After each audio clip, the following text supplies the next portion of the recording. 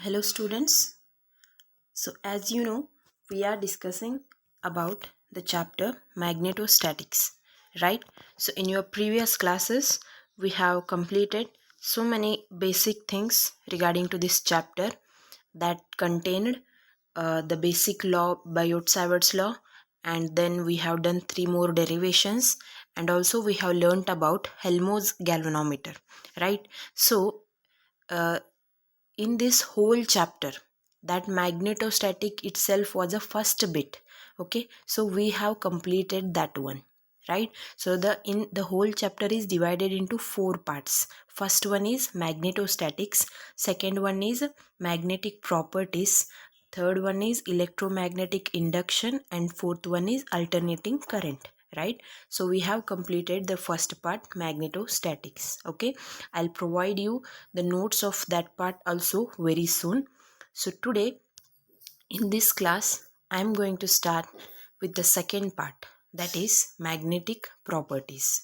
Okay, so in today's class I am going to discuss some important definitions, some basic definitions related to magneticity, right? So in every definition we will get the term magnet.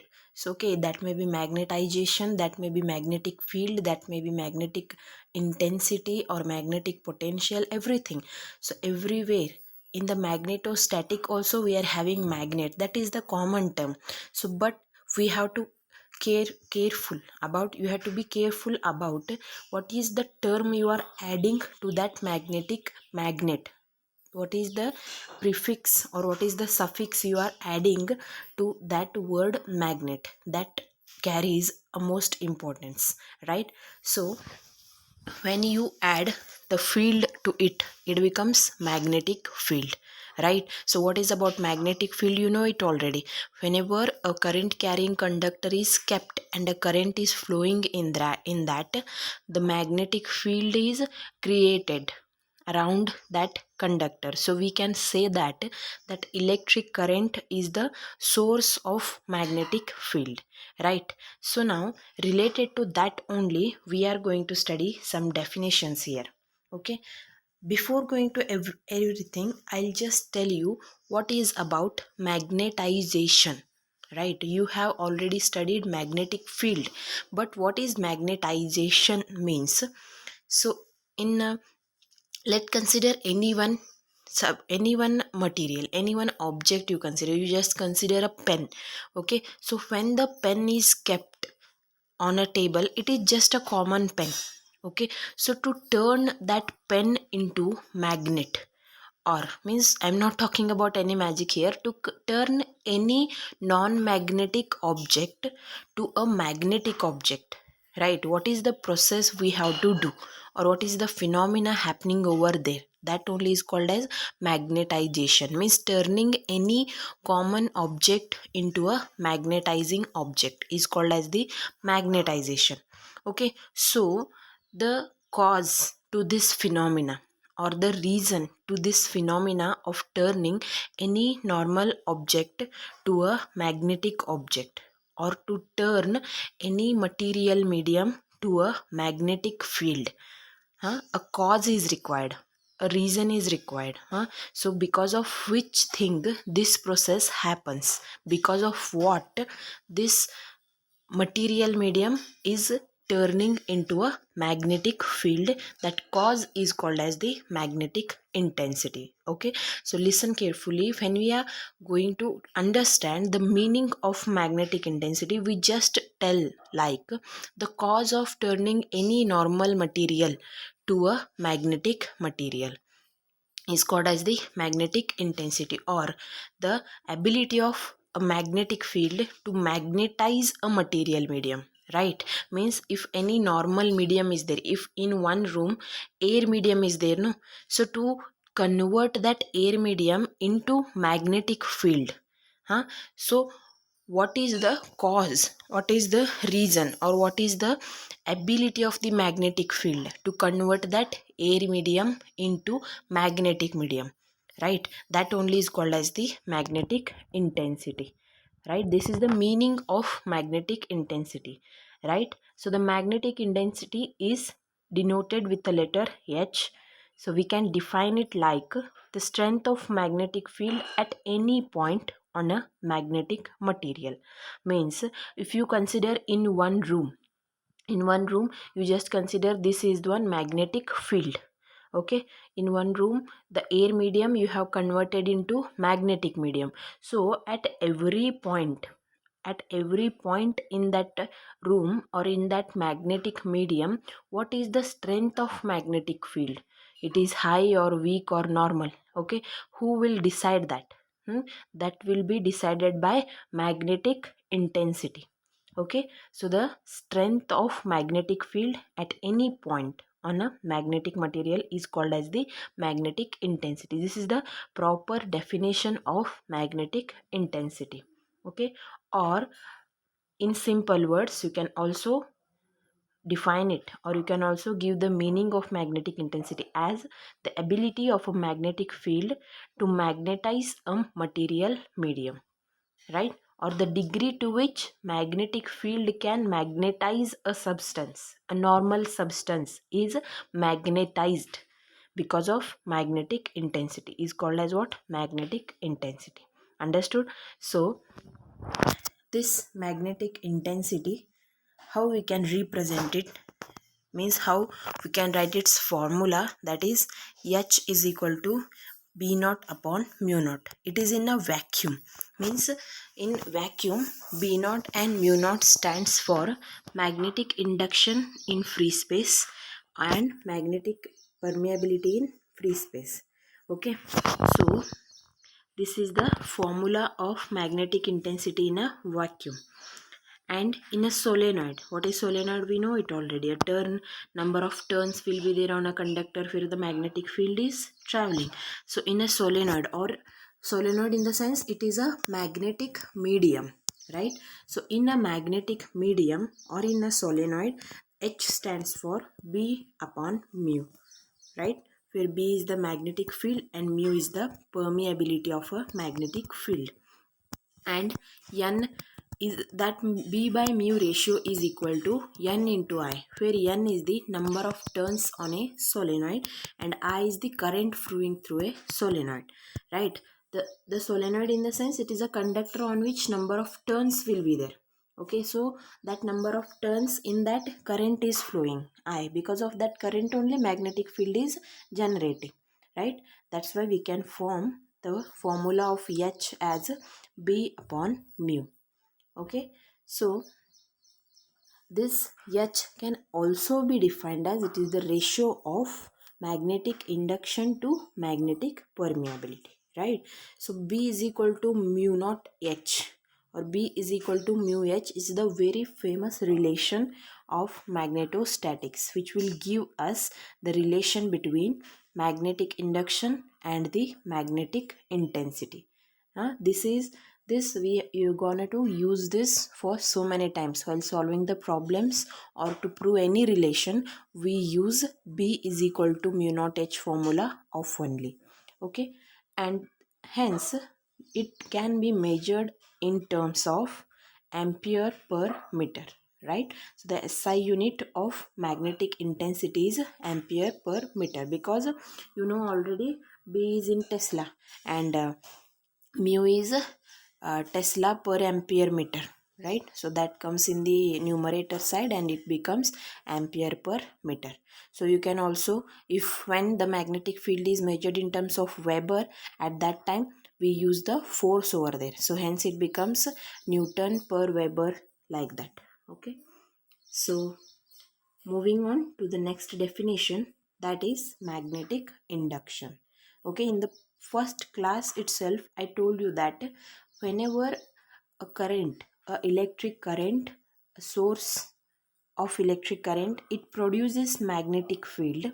That magnetic field is measured in terms of magnetic induction. Basically means, what is the meaning? Simple meaning of magnetic induction is whenever a electric current produces the magnetic field around it in terms of the circular coil pattern, so at that time the magnetic field created can be defined in terms of magnetic induction. So this term B will define the magnetic field created over there, the properties of that magnetic field, how, what is the direction of the magnetic field, what is the magnitude of the magnetic field, that all things are determined by using the magnetic induction, simple meaning. But how can we define it properly? That is of utmost importance. Alright, so the magnetic induction, it is just a phenomena. Okay, so depending on this basic thing only, they created a historical law, Faraday law. Okay, so the basic thing of Faraday law can be defined in this definition only. Okay, so what Faraday did in his experiment, that also we are going to study in our upcoming classes. But there we got some important terms, like we got EMF, we got current and magnetic field links. Okay, so whenever in a conductor, when the magnetic field continuously keep on changing. So as you know, in a conductor, if the current is flowing, there is compulsory a magnetic field. So when that magnetic field is continuously changing, so at that time in that conductor, an EMF is induced, an EMF, electromotive force, is produced. Okay,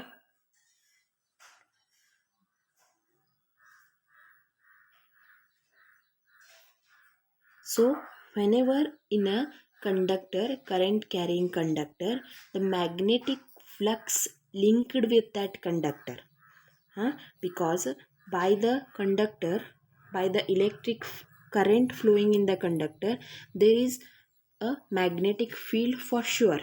So when that magnetic field is continuously changing, huh? Or we can say the magnetic flux linked with the conductor is continuously changing, in that time in that conductor one EMF is produced, right? So this phenomena we call it as a magnetic induction, right? So we can define it properly as it is the phenomenon of production of EMF, right? Hence, there is a production of EMF in a conductor. Due to what?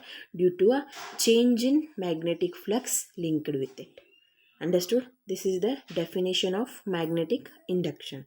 So, in this process, whatever the EMF is produced in that conductor, no, to that EMF we call it as a induced EMF, right? And the current in the conductor is called as induced current. Okay, so what is the process exactly happening over there means, one conductor is there, in that electric current is flowing, so because of that magnetic field is produced, so that magnetic field is continuously changing, so there happening change in magnetic flux. So because of the change in magnetic flux, there will be the production of EMF in a conductor. Understood?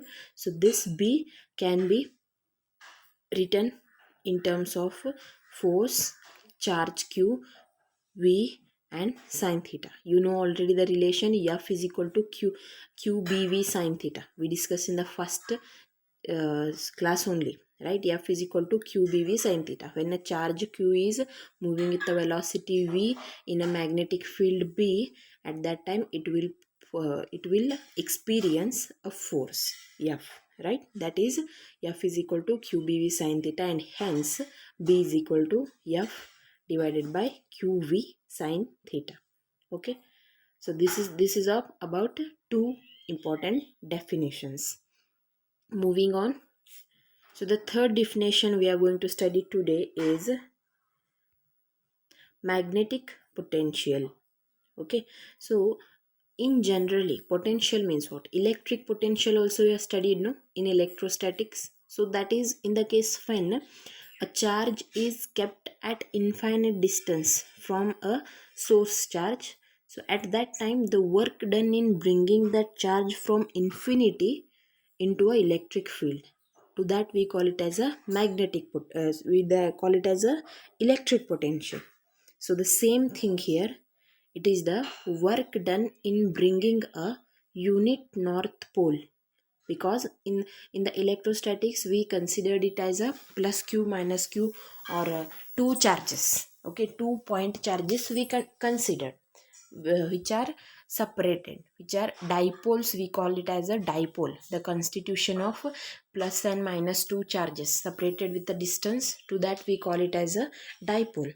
But I said you in the first class only that the magnet is always a monopole, right? We cannot separate the north pole and south poles, right? They are related, they are exactly combined with each other. So if you break any magnet also, there again will be the formation of north pole and south pole. So we cannot never differentiate north and south poles, so hence a magnet is monopole.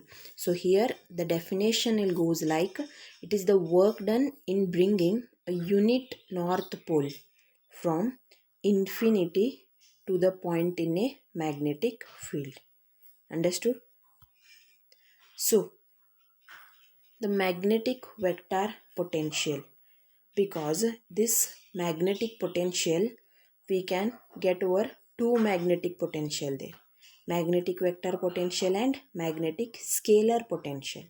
Okay, in generally this is just the work done in bringing a unit north pole from infinity to the point in a magnetic field. It is in general, but we get there two magnetic potential.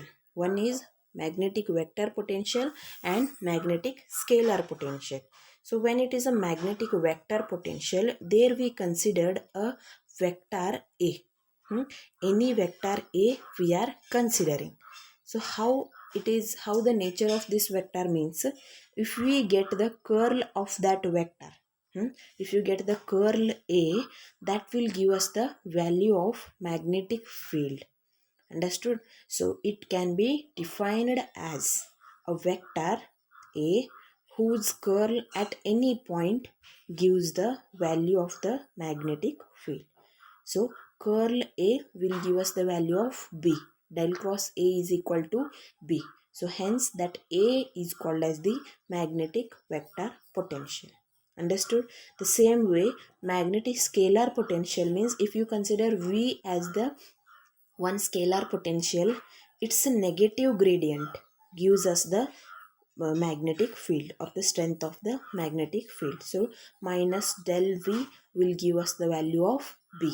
Hence this V is called as the magnetic scalar potential, right? So it is the point in a magnetic field whose negative gradient equals the strength of magnetic field.